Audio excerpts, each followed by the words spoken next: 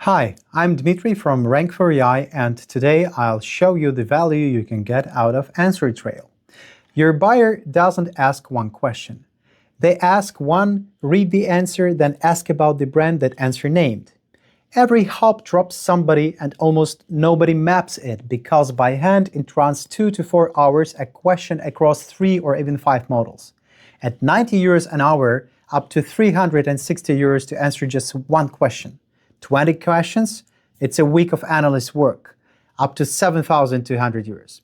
So half of it you cannot buy at any price. No chat window shows the searches a model fires before it writes. In the next 5 minutes, you put one question to Gemini, ChatGPT or Grok, see which brands survive the recheck, and turn the gaps into a content plan that you give to a client as a link and they just check the report. See for yourself. 2 decisions before you type a word, one model or all 3. Compare fans the same question across Gemini, ChatGPT and Grok, and the group counts as one job, so 3 engines cost the queue slot of 1. Name your brand in the second field and the trail forces a verification pass on you, so you get a verdict either way. Region writes into the verification searches.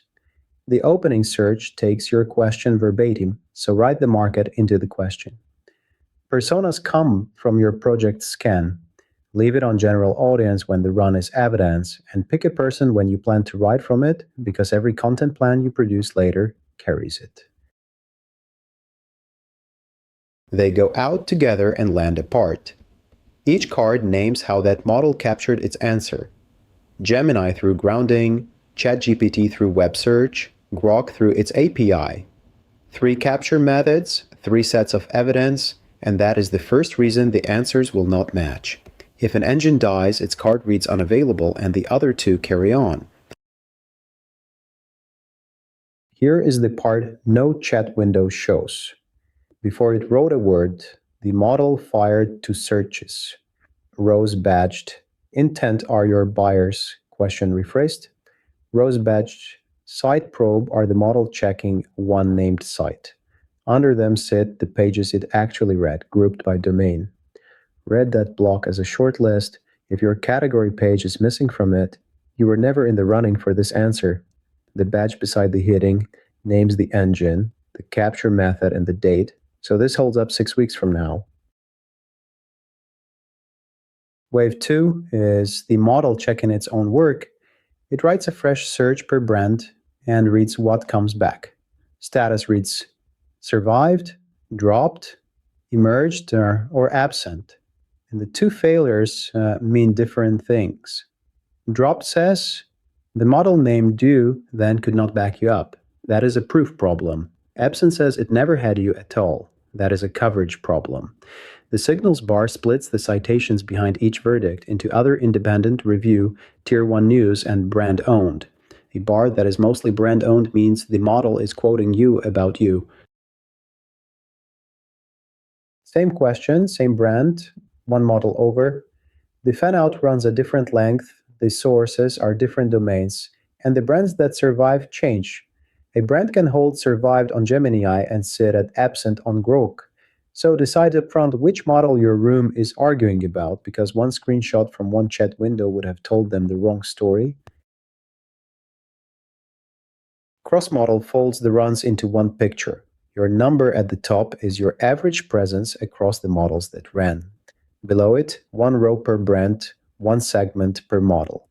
Red is absent, green is survives, and a cross means that model never scored the brand. The row tells you more than the number. Green on 1 engine and red on 2 is a coverage problem. Amber on all 3 is a content problem, and it buys you different work. This list is the model's own searches turned into a brief. Your question becomes a landing page. The rival brands become one comparison page. Every intent query becomes an article. Site probes never make the cut. Every row starts ticked, so your first job is to untick. Rows marked gap for your brand are the pages the trail sees you should own. Press produce, and each one becomes its own content plan, carrying the runs persona and engine. Each engine surfaced its own list, so read Groks before you commission anything. Share sits in the card header. Anyone with the link or a 6-digit PIN, open at campaign and tags, and the campaign writes the link as a UTM. So the deck you sent a prospect reports separately from the one you sent your board. Watch which link you copy. The fresh box gives you the plain URL and the tagged one sits in the list below it. That link is the deliverable and there is no PDF to build. Every run stays in the header dropdown and the whole comparison folds into one row badged compare. So you reopen it mid-meeting in one click. If you have more questions, let's just have a call. Thanks for today. Dmitrij from Rankfor.AI.